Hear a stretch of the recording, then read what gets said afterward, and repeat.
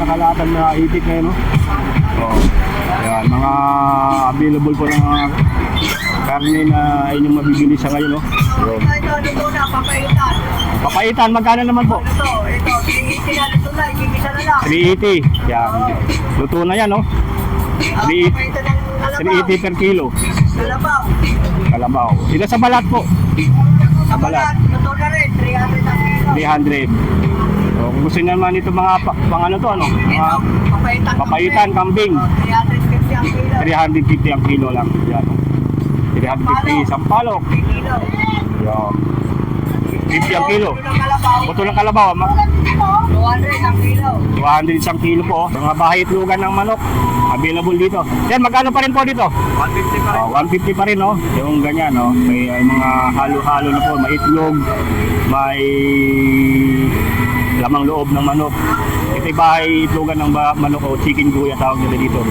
Ayan, kung gusto nyo naman puro atay, 150 rin yan. Yung bentahan nila dito. So, ito. Sa itik, yan, magkano naman po? Sa manok, itik. Sa manok mo na, magkano? 150. 150, 250. Yan. 250 per piraso ba yan? Per kilo? Per piraso. 350 na lang po ito. 350. Pesos. Kalahati po yan? Opo. Yun, kalahati 350 na lang, oh. Sa kilo ngayon, per kilo, Ay, 900 po ang kilo, 900. sir.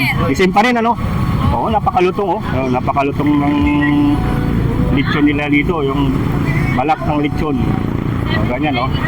Sa mga naghahanap po ng lechon, available pa rin dito sa, ayan, oh, Uyang and Calvin Reading. So, sa mga hinahanap nyo, ano. So, tayo ngayon guys, sa may kahabaan ng West Bank Road. Pupuntahan lang natin dito yung sikat na bilihan ng mga native na karne dito sa may C6 Road. So simula tayo dito sa may West Bank Road po. Ito na kasi yung malapit na location papunta doon. So dito ay ano lang tayo, kakanan tayo pagdating dyan sa may Barkadahan Bridge. Ito yung dinadaanan natin, yung West Bank Road. Dito yung talipapa po, oh.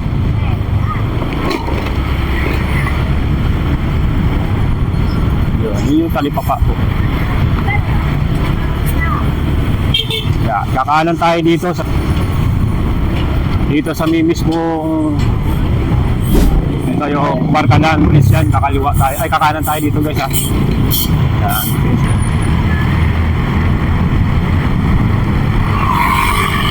Time check, mga alas 10 na tayo dito, ano guys, pumunta.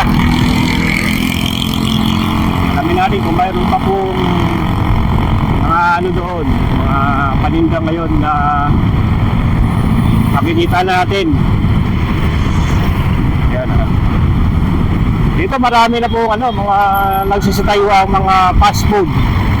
Mayroon na rin dito naitayong Jollibee, Chowking, yun o, bagong tayo. Chowking dyan, sa gilid na yan. Mayroon na rin dito Shakey's, Dunkin Donut po. Yun, napakalaki na ng pinagbago ng lugar na to. Simula itong 2025. Ayan o, Dunkin Donut.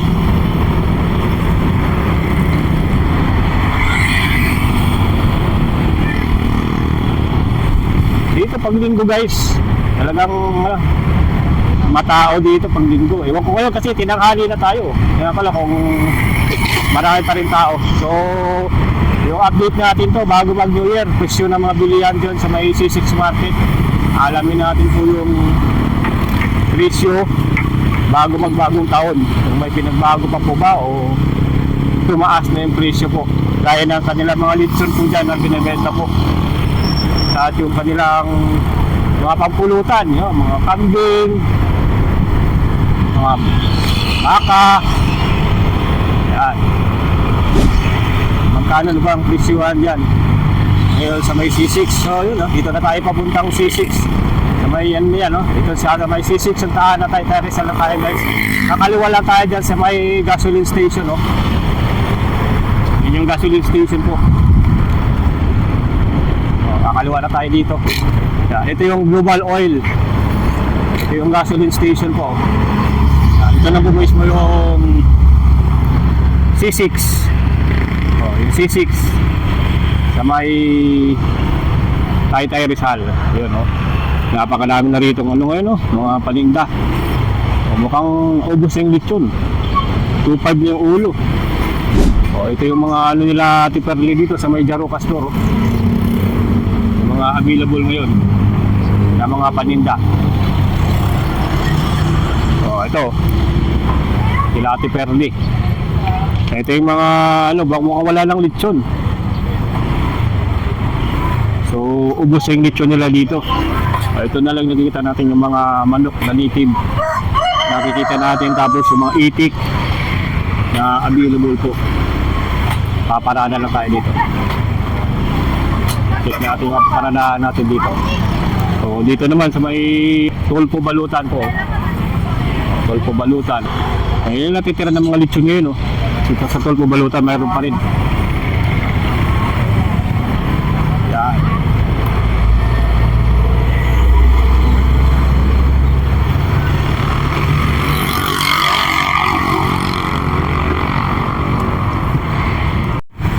Ayan po, nandito na tayo ngayon sa may mismong Jaroca store. Ito yung unang store na ating dito makikita pag bumili tayo ng mga live na manok o kaya yung mga nabalaibuan na. Dito sa kanila mga live na manok, napakarami rin po yun. So yung mga Tagalog na manok, chicken calves na ang presyohan po is 350 hanggang 360 pesos. Yan. Ito yung mga pangano na to medyo kaunti ngayon. So halos naubos na nung Pasko Ito yung mga available na lang dito at ito may mga itik din na available po. So sa kanilang itik 250 na lang po yung yung per peraso po. Sa chicken calves 200 po ang nabalaybo na. Pero kung gusto niyo po yung live pa, yan per kilo bintahan yan is 180. Yan, ito sa mga Tagalog na manok nila dito. So nagre-range po yan ng 350 tapos hanggang 360 sa mga Tagalog na manok. Sa mga pato naman is nasa ko is 800 at sa live yung babae na pato is 500. So dito po sa may kahabaan itong C6, yan, nandito po yung mga natagan din, mga available na mga karne po na mabibili nyo po. So mga pa-live meat yan, o kaya yung mga kambing na available dito sa ngayon. So, busy si Ate Perli. Ayan yun, yung mga available dito sa ngayon ng mga itik na nakadisplay sa ngayon. So dito tayo ngayon sa may Tulpo Balutan. Sa Tulpo Balutan, ito na lang yung mga nakano dito ngayon. May tuyo din dito na available po. Mga lechon na naka-reserve. Dito guys by December 29 tsaka 30. So available yung mga nila dito. Mga nakalatag na mga lechon po. So yun yung abangan natin yung mga lechon po na binebenta dito po. So dito sa may pusin tayo dito sa kabila guys. Sa may naman to, sa may dito sa may Daboy Kambingan. Daboy Kambingan po. Ito yung mga available dyan ng mga ngayon. Naka-display kambing ngayon. Sa 500 ang per kilo ng kambing. Yan dito naman sa may sa may Lucana Kambingan. Available dito yung mga kambing. Yan, napakadami dito. Shout out tayo. Ayan, ito ang ating idol po dito sa Latagan, sa may sa may C6. Ito mga nakalatag na itik ngayon, ayan, mga available po ng mga karne na inyong mabibili sa ngayon, Ito na, papaitan. Papaitan, magkano naman po? Ito, 380 na, ito na, igigisa na lang. 380, yan. Luto na yan, papaitan ng kalabaw. 380 per kilo. Kalabaw. Ito sa balat po. Sa balat, luto na rin, 300 ang kilo. 300. So, kung gusto naman ito mga mga Ito, mga papaitan. papaitan, kambing. 350 ang 350 ang kilo lang. Yan. 350 sampalok. Kilo. Yan. 50 ang kilo. Ng kalabaw. Buto ng kalabaw, 200 ang kilo. 200 isang kilo po sa mga magpapalambot ng ano dyan. O kaya pang sabaw-sabaw. O yan, nandito, meron mga buto-buto po ng kalabaw. Ayun, may itik din na ready na. Naka-reserve na po. Ang sticker po, yun, sticker. Yes sir, yan. Thank you. Pa-subscribe. O, dalawa nyo naman. Yan. So, sa mga naghahanap ng mga pampulutan po, napakadami dito sa may C6. Yan. Update po dito sa may C6 isa ngayong ano po, December 28 so tayo pumunta rito. Ito yung mabutan natin ngayon ng mga available po ng mga karni po na mabibili nyo po, mapaitik man o mapakambing. Yung sa kabila naman guys, ito may mga nakikita o malalaking chicken calves. Yun, no? Chicken calves na napakalaki. Chicken calves po, sa mga naghahanap ng chicken calves. Yan, per kilo po ang ano dito, bintahan, no? Malalaki. At lumaki na ito mga ano dito, mga manok na tinitinda nila. Oh. Yan. Ito guys, palambutin to kasi yung chicken calves, medyo ano siya, matigas yung ano nito. Kailangan pong palambutin dito na maigi. Para makain ng maayos. Kasi talagang lumalaki to. Ito yung mga manok na talagang malalakas umitlog. Yan, mga paitlogin kumbaga. Yung mga ganitong manok. Ayun, dito tayo sa may Marbik, manok at itik. Oh, yun. So, mga bahay itlogan ng manok, available dito. Then, magkano pa rin po dito? 150 pa rin. 150 pa rin, no? Yung ganyan, no? May mga halo-halo na po, may itlog, may lamang loob ng manok. Ito yung bahay itlogan ng manok o chicken guya tawag nila dito. Ayan, kung gusto nyo ng puro atay, 150 rin yan. Yung bentahan nila dito. O, ito. Sa itik, yan, magkano naman po? Sa manok, Sa manok wala, magkano? 150. 150, 250. Yan. 250 per piraso ba yan? Per kilo? Per piraso. Ayan na, guys, yung mga naghahanap ng mga kapulutan o kaya panganda po. Meron dito sa Marbik, itik ang manok po. Yun. Puntahan nyo lang po dito sa mga naghahanap ng mga ganito. Chicken calves na talagang nakano siya, nakachap na. So, gagawin nyo na lang po is, ano na lang, bili na lang kayo dito. Yan, yung mga ano ngayon, yung mga inaayos sila, tinatanggalan ng balahibo, dinotorch po, para wala na pong balahibo po. Para ito na yung mabibili nyo. Linis na po. So, kung naghahanap kayo ng mga ganito, pwede dito. So, sagitan nyo lang dito guys. So, yung mga atay. So, dito kung naghahanap naman kayo ng mga ganito, available din dito yung gansa. Yun, mga gansa. Napakadami nila ditong gansa ngayon, no? Ayun. Diba, ayun. Mga chicken calves, available din dito sa C6. Yan sa mga naghahanap ng mga available po na mga gansa. Yan. Ulitin nyo lang dito, puntahan nyo lang dito. Ito naman, mga kung per piraso naman, mayroon din dito mga chicken calves sa katabi lang ng Marbik, itik, manok. Ito yung mga yung paborito natin na pinupuntahan, yung Biyang and Calvin. Ito yung mga available ngayon nila ng mga sulit dito ng mga karne, mga chicken calves. Yan, chicken calves na napakadami po. Ito yung mga naka-reserve na po ng mga karne po na nakalatag sa ngayon. So, napakadami rin lang yung mga mga chicken calves po na nakalatag din sa ngayon.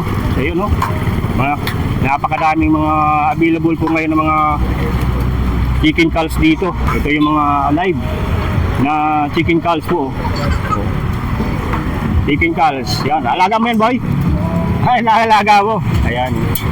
Alaga po niya. Yung mga ganyan, no? Sa mga naghahanap ng mga ganito po, available dito. Dito mamaya, bibili tayo dito ng balot.